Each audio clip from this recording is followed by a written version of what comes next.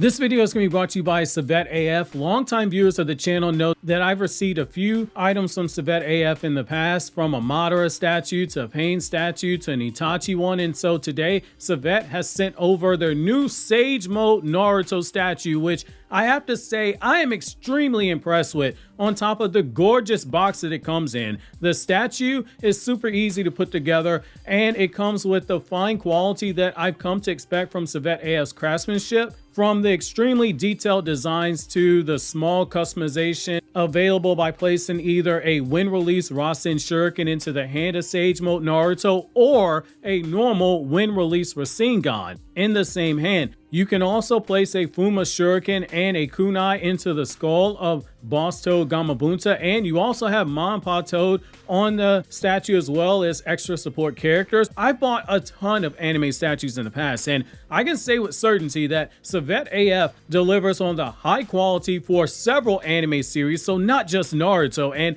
they do so at a much more affordable price than some of the other companies that I've bought from in the past. Use my link down in the description box to get your statue, either for yourself or for a friend or a loved one who enjoys anime, much like I've done in the past, like I did with this one. Thank you again to Savet AF for sponsoring today's video. Yo, what's going on everybody? It's your boy Naruto Explain here, bringing you guys another Boruto 2 Blue Vortex discussion. Today, I wanted to talk to you guys about why there needs to be a serious conversation for why everything Boruto is doing right now in Boruto 2 Blue Vortex, since the time skip has ended, is setting him up for failure in terms of ultimately but probable expected setbacks that are set to derail him on his long-standing quest to reclaim his birthright of being the son of the 7th Hokage, the son of the heir of the Hyuga clan, and the grandson of the 4th Hokage. That's why in today's newest Naruto Explained video, we're going to have a very tough and honest conversation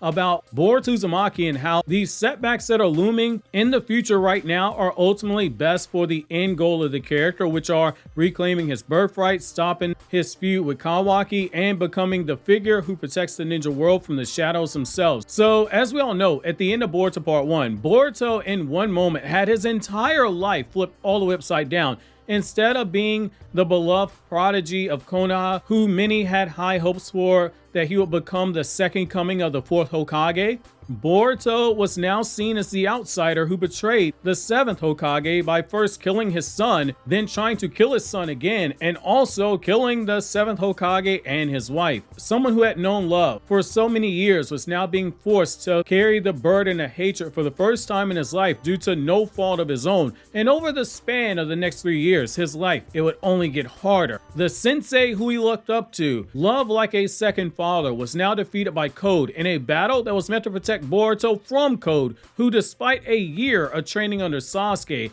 and was clearly stronger than he was before, more skilled than he was before. Sasuke's actions show us that it seems that what Naruto felt at the end of Boruto Naruto Next Generations is something that's still held to be true, which is that Boruto and Kawaki, after he saw them fight that intense battle that resulted in Boruto allowing Kawaki to kill him, neither of them were strong enough to take advantage or even stand a chance against a foe that was stronger than Jigen just yet. Sasuke, he sacrificed himself for his student Boruto, leaving him with the instruction to refine all the jutsu Sasuke passed down to him and to ultimately protect his daughter for Sasuke, because he fully expected to fall in the battle at that moment, facing down base Code, who did not use his karma seal yet, and an entire army of 10-tailed soldiers. He then spent the next 2 years hiding from Konoha Anbu, who were out looking for him, and hiding from Code and his army of Claw Grimes, looking over his shoulder at every small thing that might be out of place, all while having that deranged Momoshiki likely speaking inside of his mind, attempting to gaslight him into despair in the aftermath of Sasuke's defeat, before he spent an undisclosed amount of time training underneath Kashin Koji. The 3-year time skip for Boruto was filled with suffering and isolation, and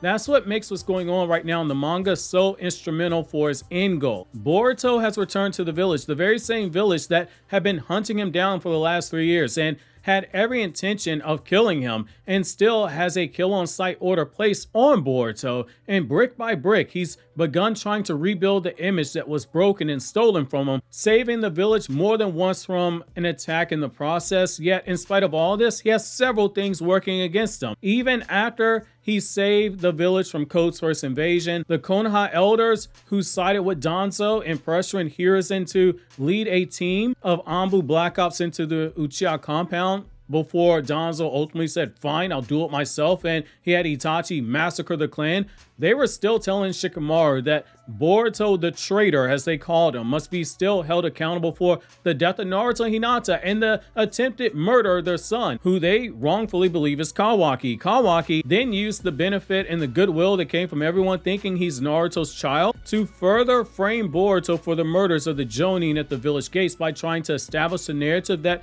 these awakened Shinju who were coming into Konoha, they were working with Boruto. One sentence was enough to start planting seeds of doubt in the minds of a few people, and even Shikamaru, knowing the truth about Boruto and Kawaki's situation, knowing that Kawaki isn't who he says he is, and was still trying to point out that the awakened Shinju still has some hostility that they appear to have towards Boruto, and that for right now, it's in the best interest of Konoha to work with Boruto. Shikamaru tried what he could, but it was still somewhat in vain. As we see with Boruto's interactions with Konohamaru, it's not that simple at all. The moment that Konohamaru saw Boruto, his first words to him were that Boruto had a lot of nerve showing back up into Konoha after what it was that he's done, which is in the mind of Konohamaru and everyone else in the village except for those immune to omnipotence or those who have accepted that their memories have been altered, like Shikamaru and Ino and Amato. They are of the belief that Boruto's the one who murdered Naruto and Hinata and he tried to kill Kawaki,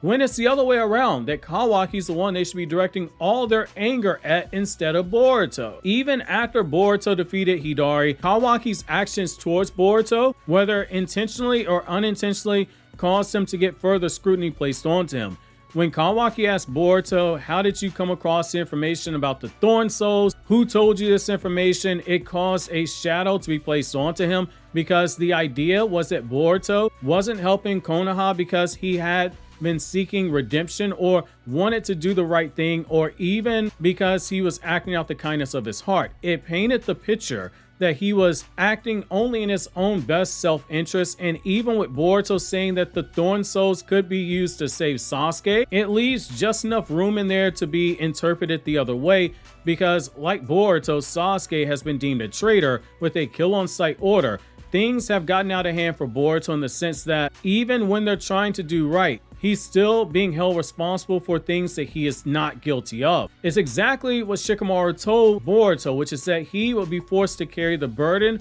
of being hunted down by the people of Konoha, and while Shikamaru would support him in secret, there was only so much that Shikamaru could do to support him without being exposed as the sitting Hokage. These setbacks that Boruto is experiencing, with Jura seemingly prepared to go on the offensive now and Boruto out for the count, even if by some miracle they do make Jura retreat or they manage to defeat him somehow, it feels as if Boruto's name has been attached to all these terrible acts that have befallen the village during this time. There's nothing that he's able to do in order to reverse the perception of him at this moment in time currently, especially with someone like Kawaki there, ready to spin the narrative by using the advantage that he has of everyone thinking he's Naruto's son. This becomes even more of a problem for Boruto if a certain Sasuke takes the opportunity to take over his body. That effectively kills the goodwill that he built up, saving the village twice, saving Sarada, and then saving Himawari. He now once again becomes the monster that has to be eliminated, proving everything that Kawaki said about Boruto being this uncontrollable Sasuke that you can't trust. It's going to prove him correct if Momoshiki does take over. It's another layer of suffering and adversity that adds to the dynamic for Boruto's character, making him more sympathetic to readers and playing up the dramatic irony of us as readers knowing that Boruto is the innocent one in all of this, but the characters in universe, for the most part, they are ignorant to the truth. It's going to make the build up to the confrontation of Boruto versus Kawaki that much of a payoff feels so much more earned, because it's a level of adversity that he has to overcome that will apply the pressure needed to make Boruto into a diamond of a character. True strength isn't about how many mountains you can destroy, how many cities you can flatten, or how many universes you can destroy. That's a mistake that too many fans of Battle Shonen make. where they focus in on solely the power scaling aspect, because big fights, big explosions make eyes widen, PPs harden, and fans go, oh my god, did you just see this? And they share the clips and they get all wet at the mouth. No, true strength is measured by how a character reacts to situations that they have no control over, situations that they can't take a rasengan to and slam it into someone's face to resolve the problem. As someone who wants to be a Shadow Hokage, not just for his village, but the entire ninja world, since, let's be real, Boruto isn't going to stand by and go, that's not my problem if a village is under attack by some random threat. He has to learn there are problems that require patience and other things that go well beyond combat. He has to see that even scum have reasons for doing the things that they do, which is the path that he's now being forced to walk on, to see the world through the eyes of the hated. Sasuke once told Boruto that if he is truly Naruto's son, he could endure and overcome the suffering that is being thrust at him the same way that Naruto did, where he was given so much shame and hate for being a Jinchuriki, something that he never asked to have happen to him. Boruto himself once told Naruto the next time, instead of scolding him as a part of their agreement to rebuild their relationship as father and son,